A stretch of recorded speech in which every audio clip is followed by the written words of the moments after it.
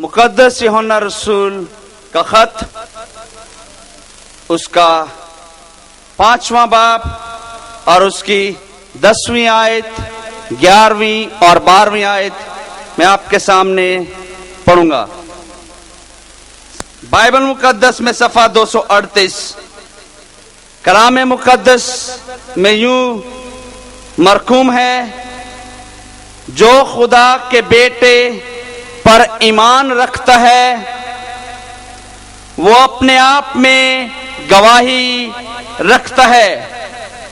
जिसने खुदा का यकीन नहीं किया उसने उसे झूठा ठहराया, क्योंकि वो उस गवाही पर जो खुदा ने अपने बेटे के हक में दी है ईमान नहीं लाया। और वो गवाही ये है कि खुदा ने हमें हमेशा की जिंदगी बख्शी और ये जिंदगी उसके बेटे में है।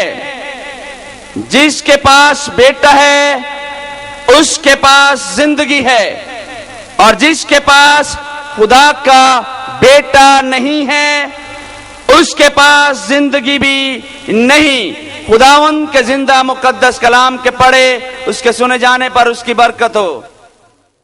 ये आयात जो किताब मुकद्दस से आपकी खिदमत में तलावत की गई है, इनका निचोड़ या लुबे लबाब ये है कि अगर खुदा के बेटे पर ईमान है तो हम में जिंदगी है, और अगर खुदा के बेटे पर ईमान नहीं तो हम में जिंदगी भी नहीं।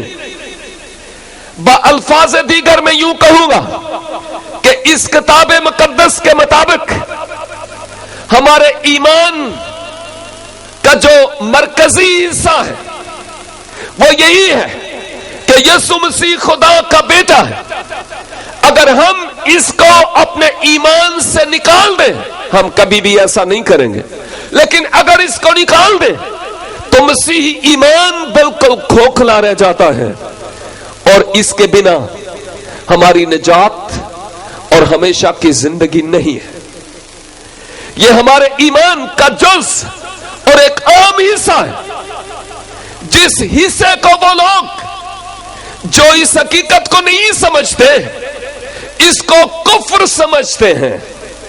लिहाजा आज इसीलिए हम यहां हैं कि हम मुनासिब तौर पर इस हकीकत को समझते हुए दूसरों की मुनासिब तरीका से मदद कर सकें। मेरे बहुत सारे गैर मसीही दोस्त हैं, बहुत सारे, जिनके साथ अक्सर औकात बैठने का इत्तफाक होता है, और वो यही पूछते हैं कि आप हजरत ईसा मसीह को खुदा का बेटा क्यों कहते हैं? क्या आपसे भी कभी किसी ने पूछा? हाँ, कभी पूछा गया?